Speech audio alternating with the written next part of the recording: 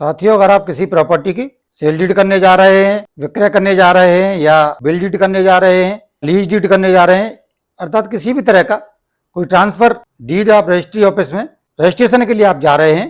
और registry officer जो होते हैं, चाहे वो सब रजिस्ट्रार हो या रजिस्ट्रार हो, अगर यह कह के मना करते हैं कि आपके पास तो टाइटल के संबंध में, ओनरशिप के संबंध में, मालिकाना हक के संबंध में कोई डॉक्यूमेंट ही नहीं है, कोई दस्तावेज ही नहीं है,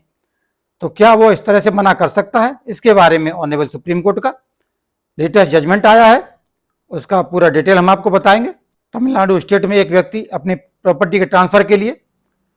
सेल डीड एग्जीक्यूशन के लिए रजिस्ट्री ऑफिस में गया और रजिस्ट्री ऑफिस ने यह मना कर दिया, कह करके मना कर दिया कि आप इसका रजिस्ट्रेशन नहीं कर सकते, आप इसका विक्रय नहीं कर सकते, क्योंकि आपके पास ऐसा कोई डॉक्यूमेंट नहीं है जिससे साबित होता हो कि आप प्रॉपर्टी के मालिक हैं। तो इसके बाद इस ऑर्डर को चैलेंज किया गया ऑनरेबल हाईकोर्ट के समक्ष। रिट में ऑनरेबल हाईकोर्ट ने भी रिट पिटीशन डिसमिस कर दी, यह कह करके कि जो तमिलनाडु स्टेट का रूल है, रूल 55 ए क्लॉज आई, उसमें स्पष्ट प्रोविजन है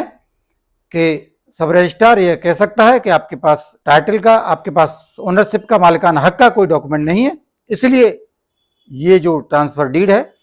आपकी रजिस्टर नहीं करी जा सकती। इसके बाद ये जो जजमेंट है इसको ऑनरेबल सुप्रीम कोर्ट के समक्ष चैलेंज किया गया और ऑनरेबल सुप्रीम कोर्ट ने बहुत ही इंपॉर्टेंट गाइडलाइंस जारी करते हुए यह कहा कि जो रजिस्ट्रार या सब रजिस्ट्रार वो इस आधार पर मना नहीं कर सकते किसी भी प्रॉपर्टी का रजिस्ट्रेशन करने के लिए कि जो व्यक्ति उस प्रॉपर्टी को बेच रहा है, विक्रय कर रहा है, उस व्यक्ति के पास ऐसा कोई डॉक्यूमेंट नहीं है जिससे यह साबित हो कि वह उस व्यक्ति उस प्रॉपर्टी का मालिक है। और जो रूल 55 ए क्लॉज आई था तमिलनाडु स्टेट का, उसको सेट असाइड कर दिया गया ऑनरेबल सुप्रीम कोर्ट के द्वारा और यह स्पष्ट किया गया कि राज्य सरकार ऐसा कोई नियम नहीं बना सकती। राज्य सरकार की जो नियम बनाने की पावर है सेक्शन 69 के अंतर्गत, रजिस्ट्रेशन एक्ट 1908 का जो सेक्शन 69 है उसके अंतर्गत जो पावर दी गई है राज्य सरकार को नियम बनाने के लिए, उसके अंतर्गत राज्य सरकार ऐसा नियम नहीं बना सकती जो कि सब रजिस्ट्रार या रजिस्ट्रार को ऐसी पावर दे जिससे कि वह ऐसा जो डॉक्यूमेंट है जो रजिस्ट्रेशन के लिए लाया जाता है इस आधार पर मना कर दे रजिस्ट्रेशन करने से कि जो संपत्ति का विक्रेता है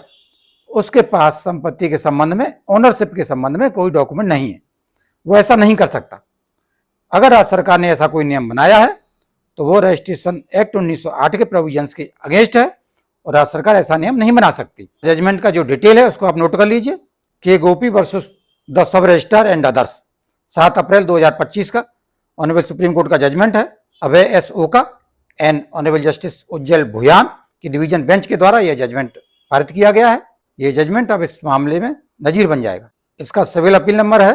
3954 ऑफ 2025।